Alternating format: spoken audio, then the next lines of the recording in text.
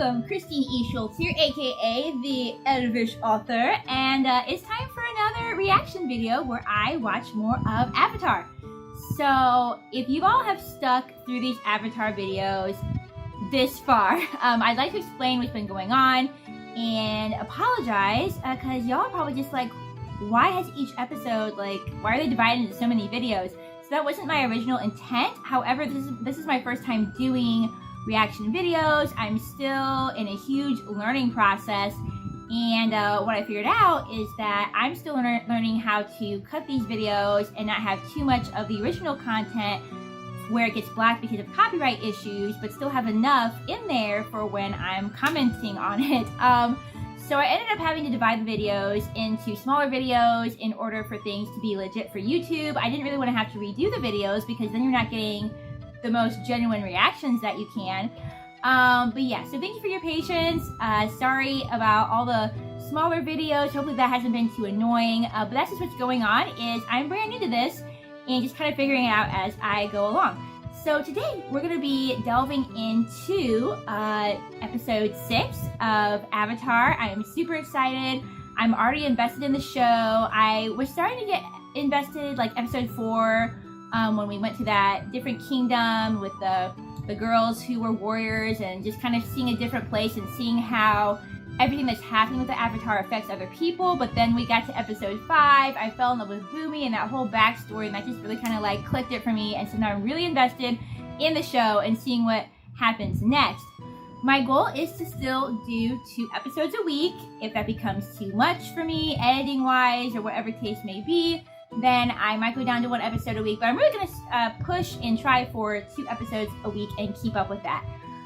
Yeah, so before we jump into today's episode, let me go ahead and just review some notes that I took for the last 2 episodes that we watched. So the first note I gave myself was just about Bumi and how I feel like I totally should have seen it coming, that the old crazy looking king was Bumi. There were so many clues, but as I told you guys, sometimes I get so in the zone and in the moment that I'm not even thinking back to those things. I'm just so clued into what's happening in the story in the moment, and that I just get really caught up in that. But there were definitely clues. As I was editing, I noticed, he's got the same laugh, he's got the same snort, the fact that he challenges Aang to try things in an unconventional way and think outside the box. And then even the fact that he had a really unconventional pet. Flopsy was not the pet that we all expected. So there were definitely clues that it was going to be Bumi. But I'm kind of glad that I didn't figure it out, because I kind of liked having that reveal. And again, it was just a really special moment to see Aang reconnect with someone from 100 years ago.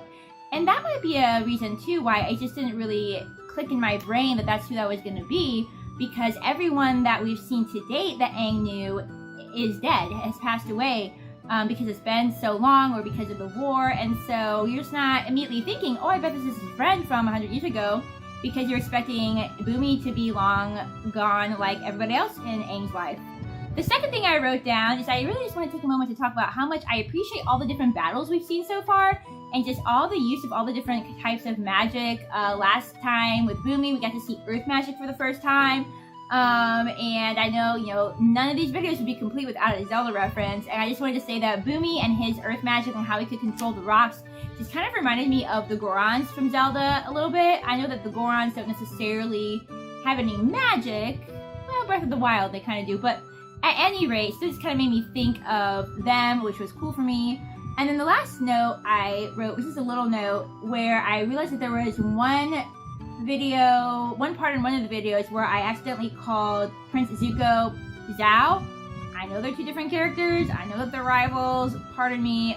Still learning, so I might get some names wrong here and there. But yeah, on that note, I think we're ready to go ahead and dive in. So strap on your elf ears, pop in your elf eyes, and get ready to watch and listen as I, for the first time, delve into Avatar Episode 6. Imprisoned. I wonder who's getting imprisoned. Hopefully not our main characters. That's really pretty. That's a really pretty forest.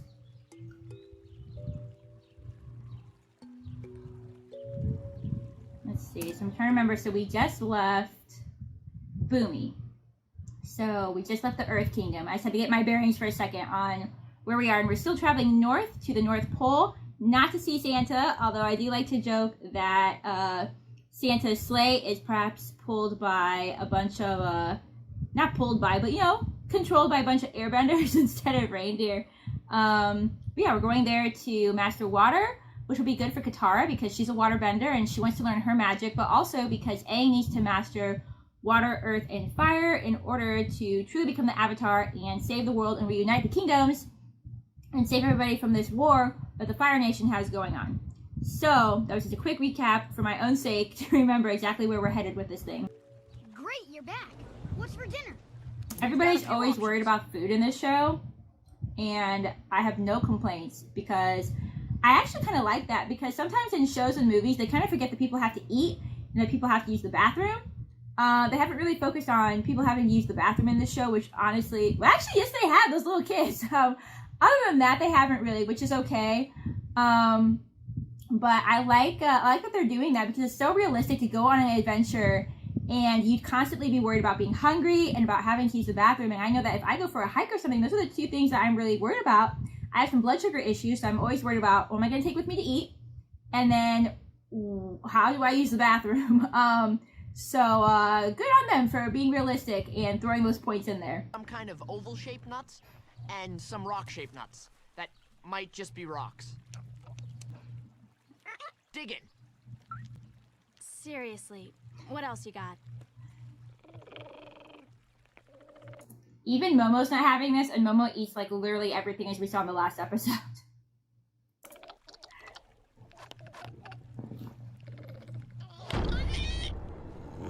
What was that? Whoa. It's coming from over there. What we got now, like musical rocks or something? Shouldn't we run away from huge booms, not toward them? Sokka's always a skeptic, which as I said is not a bad thing to have around.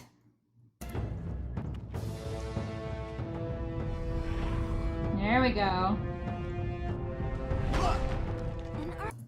Okay, so it wasn't actually Momo. I thought Momo like unlocked some crazy like secret magical musical rocks or something. But good, I'm excited to see more earthbending. Earthbender. Let's go meet him. He looks dangerous, so we better approach cautiously. See? Hello there. I'm Katara. I was about to say, see, good reasons for having a skeptic in the group, to at least have some level of caution, but obviously we've already passed that point of the plan, so. What's your name?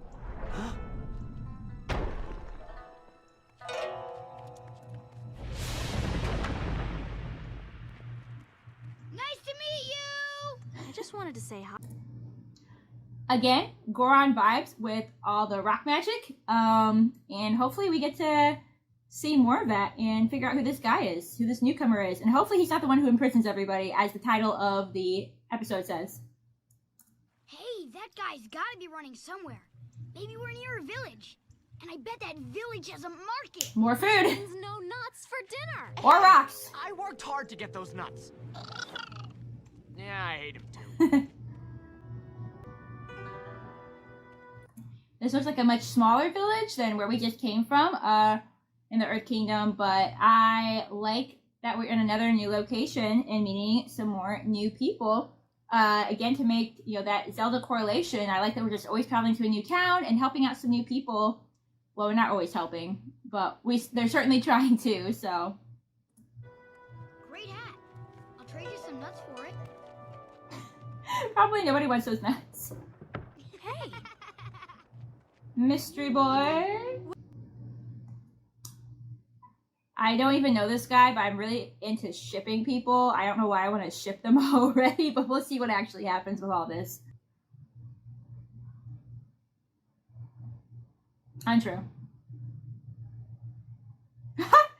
He actually got the, ooh, okay. So first of all, I just noticed that earthbending apparently is a no-no in this city or village. So that's interesting. Secondly, I'm very impressed that Aang managed to actually trade that hat for those nuts, but also maybe not completely surprised because Aang is very sweet and charismatic. I can see him being pretty convincing, so.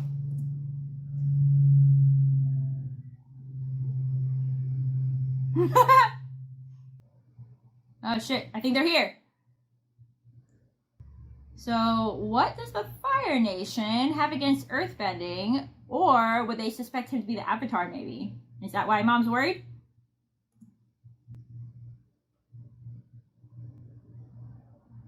You guys need to do better. It's sometimes so hard to control. Alright, whoever you are, I don't like you. You can keep the copper ones. And do what with them? It's like 4 coins. Nice guy. How long has the Fire Nation been here? 5 years. Fire Lord Ozai uses our town's coal mines to fuel his ships. They're thugs. They steal from us. And everyone here is too much of a coward to do anything about it. Except for you, because you're training your earthbending magic because you want to do something about it, Haru. Or I like you. Maybe he can join our party. Quiet, Haru.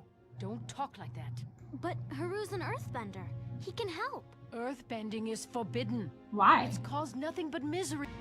Like they took his father. So this got real deep and emotional real fast.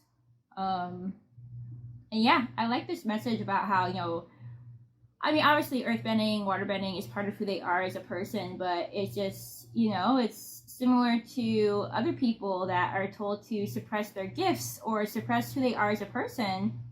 And we should definitely always use the gifts and be who we were born and made to be to the best of our ability, and to help others, and to just, you know, to just be the best version of ourselves that we can be. And right now, the only way he can do that is in secret, and that sucks. It's kind of also similar to, you know, even darker things like slavery times and trying to hide who you are as a person. And, you know, I really like that we have some really serious themes in this show so far.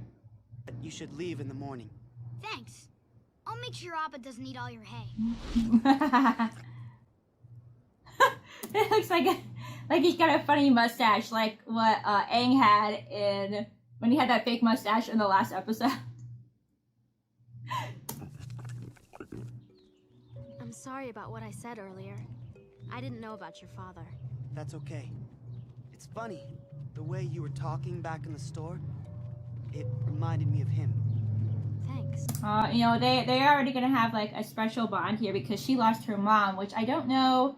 She also lost her mom to the Fire Nation, just like he lost his father. I don't think we've learned yet how she lost her mom, but I kind of hope that they are able to bond. It doesn't have to be romantic, even though I do like to ship people, but I do hope they have like a special bond are able to bond over that as well. After the attack, they rounded up my father and every other earthbender and took them away. We haven't seen them since. They're being imprisoned. I wonder if they're gonna go rescue his father. That would be so cool.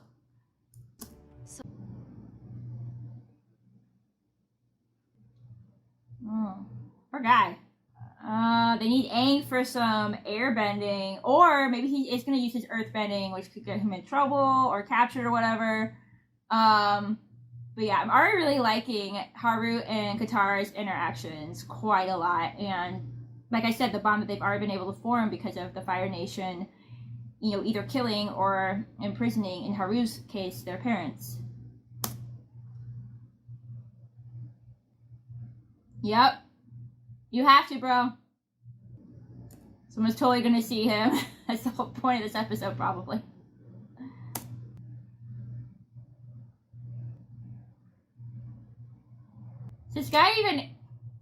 How is this guy even able to move? Oh my goodness. On. Can't we sleep in for once? Absolutely not. This village is crawling with Fire Nation troops. If they discover you're here, Aang, we'll be eating fireballs for breakfast. Good night. Fireballs are probably better than those rocks that he found for them. I'd rather eat fireballs than nuts. Exactly. Good night.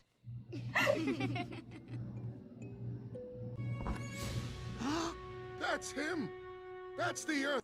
Oh, you little frickin' snitch! He saved your ass unless it was a trap the whole time, which I don't know which pisses me off more. Probably I'd be more pissed off if he did genuinely save him and this guy still snitched on him. Because there was no reason. I mean, unless he's doing it to save his own skin in case he's afraid that somebody saw him with an earthbender and he doesn't want to go to jail too. I guess that could make sense. But otherwise, what the heck, bro? It's not your fault. First of all, you told him to do the right thing. Second of all, there's no reason for that man to be a snitch when y'all could just left him there to die, so...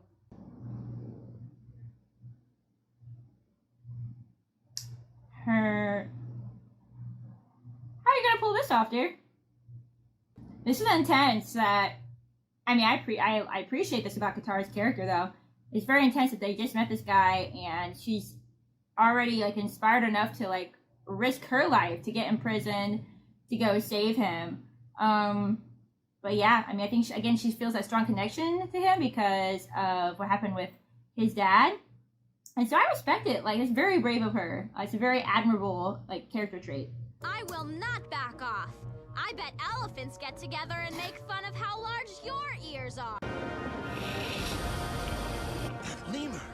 Oh, no! No, you idiot! Is Momo about to get taken to jail for earthbending? Because if so, I know it's bad, but it's also really hilarious. It's the girl! Oh, of course. My question is... Momo, you have some big ears. He's so self-conscious. My question is, how does she intend to rescue Haru if she's being arrested herself? Unless she intends to use her water bending magic. I think that would have to be, like, the only way. I mean, she's not super skilled in it yet, but also water just counteracts fire, so maybe this will work in her favor. Good, they're following her.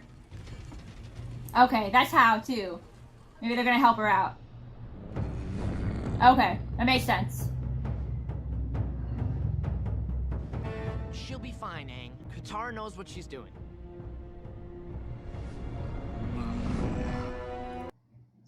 So that is an impressive looking prison. Almost like a factory. I wonder if it's like kind of like a work prison. I am your warden. I prefer to think of you not as prisoners, but as honored guests.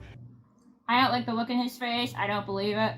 Also, I definitely feel like this is gonna be like a work type of prison. I hope you come to think of me as your humble and caring host. Okay. You will So succeed no, here first of if all, you this is simply not abide. a PR guest situation. No. You can't get mad at people for coughing. I mean, these are COVID times, so everybody gets mad at people for coughing, but, like, give him a break. 1 week in solitary will improve his manners. No, he'll probably be dead by then because you put him in solitary instead of giving him medical treatment. This guy's a punk. That's, like, kind of like my new favorite word right now, if y'all haven't noticed, but this guy's, like, punk times 1,000. That this rig is made entirely of metal. So I said, it looks like a really big... It kind of reminds me of, like, a really creepy version of Howl's Moving Castle for whatever reason. Or, like... Or maybe I'm thinking of the factory in, Spirited Away. That, like, really big building. It's been a while since I've seen it, really. But, yeah. But not in a nice way whatsoever, so... People forget them. Hey, but she has water bending and you're surrounded by water, so y'all about to be screwed. Not that I wouldn't be rooting for her anyway, but I like super, super rooting for her to help Haru and his dad get away from this just terrible times 10 punk of a man. Like, for real. Hands down the worst enemy we've encountered so far. Like, I know, like, Prince Zuko is a adversary at this point, but I think that he has some redeemable qualities. You know, I really see that in him, and I really hope that he does end up being redeemable. I've said that quite a lot already. You got Zhao, who's obviously an adversary to Prince Zuko, and, you know, he wasn't the most honorable fighter or whatever, but this guy's just being trash to people, and so, you know, I don't try to hate people, but as a character, he's the one person I've hated so far. Got guts, Katara. I'll give you that. Come on. I definitely ship it. Oh, so he's gonna take her to meet... Is he gonna take her to meet his dad? Oh my goodness.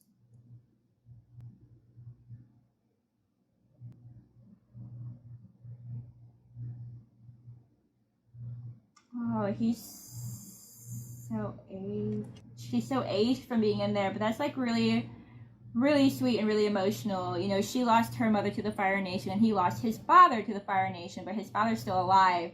I think it's really special that he's able to introduce her to him. Some dinner, Katara. Ugh. It's not as bad as it looks. Is it better than the nuts? In the meantime, make sure the elderly are taken care of. Wow, so how long has he been here? He's either been here for a really long time, or he just has gained really good clout and respect with the guards to be able to get other people cared for. I think that's really cool, though, that the other prisoners respect him enough to come to him with problems, and that he helps them solve, you know, make things a little bit better for the prisoners. You know, the plan to get everyone off the rig? What is it? Mutiny? Sabotage? The plan. The plan is to I survive. like her, spunk's not even the right word. I don't know. I like her determination, and, but he's probably been here for a while, so he's probably past that point of hope. He's just like here to take care of everybody the best he can. Katara, I admire your courage, and I envy your youth. Yeah. The people's lives. He's a lot older too, so that plays a factor. He's just trying to do the best he can with what time he still has here, which is really sad, but makes sense. The warden is a ruthless man. Yeah, we noticed. He won't I really hope she just brings the whole damn ocean down on these people. It would be cool if she could rally the Earthbenders and get them all to have like this mass like attack. Although like the guy said there's not a lot of rocks for them to use, so we'll see how this goes. See if she has like a really cool plan, or if she's just winging it, which could still be a cool plan. But they can't take away your courage. And it is your courage they should truly fear, because... And I feel like there's a lot more of them.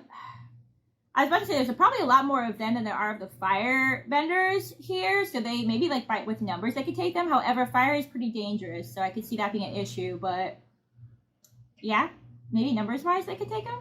It runs deep. So remember your courage, Earthbenders. Let us fight for our freedom! That was a beautiful speech, and actually just really good and empowering, but I have a feeling it's about to get us in trouble.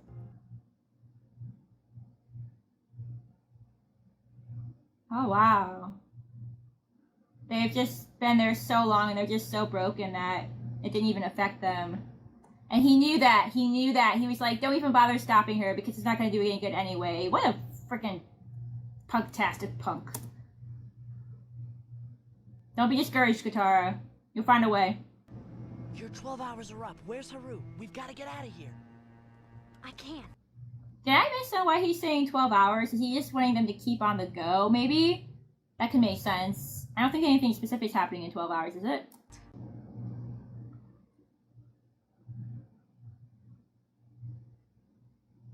She's not going to leave them.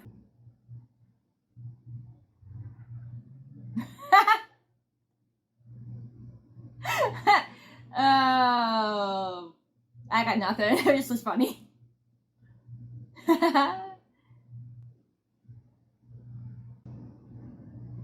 Oh shit! Why? It's not funny. Like, poor guy. I mean, if he wasn't in the middle of the ocean, I'd say he's better off being like sacked. But why is it somebody or someone is always getting yeeted in these shows?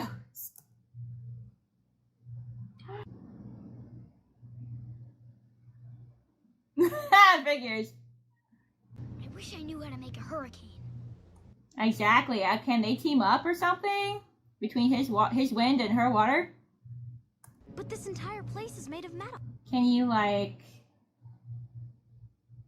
First of all, I'm curious if they could use metal. Maybe they can only do rock? I don't know enough about the earth bending yet. It's too bad that you can't just, I don't know, uproot the ocean floor or something. No, it's not. Look at the smoke. I bet they're burning coal. Mmm. In other words, Earth. Yeah, because they said... Yeah, they mentioned coal earlier, the mines. That makes a lot of sense. These vents reminded me of our little trick back at the village. I like the Sokka. Sokka's always the skeptic. Sokka's always the one to keep them moving and kind of keep them away from danger as much as possible. And again, I think it's important to have that kind of person in your party. But he really always steps up when it really matters. And I also really appreciate that about him as well. Katara, stop!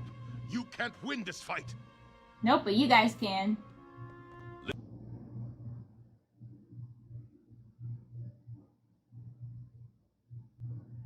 They're still gonna be skeptical, but come on, you guys have to do it.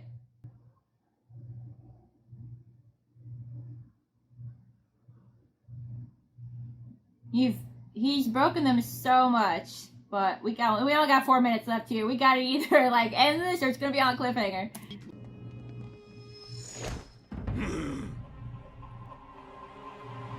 And he hasn't been there.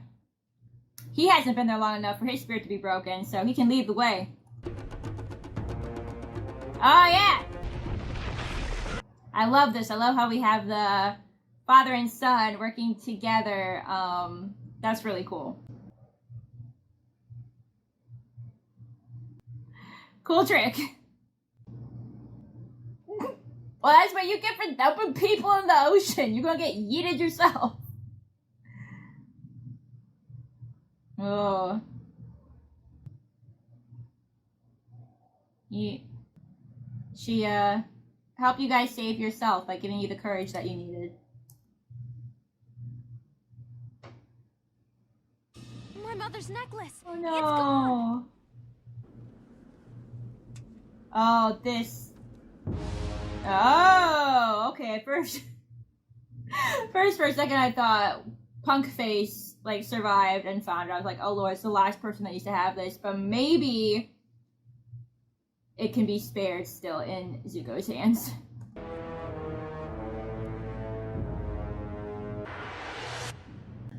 Hey, whew. So that was the end of me watching episode 6 of Avatar: The Last Airbender, and I mean, another sensational episode. I really liked just that Katara kind of got her chance to shine in this episode, and her being able to encounter someone who, like her, had lost a parent to the Fire Nation. Of course, Haru's father was still alive, but he hadn't seen him in, I don't remember if they said, but it could have been years since he had seen him. And so that was a really special thing to have her connect with that kind of character and have her help him. I think it's just really special that, you know, she got to meet his father and got to see someone reunited. It's obviously very sad that her mother has passed and she won't get to have that reunion. But I think it was really special for her to have that moment and just help them discover their courage and learn to fight for themselves. It's a really powerful message. It's teaching people how to do for themselves, how to fight for themselves, how to advocate for themselves. You know, I work with people who have autism and other disabilities, and one of my jobs is to help teach people how to advocate for themselves and for their needs. So a really great message there. Yeah, so we're going to go ahead from there and just jump right into episode 7 and see what happens there.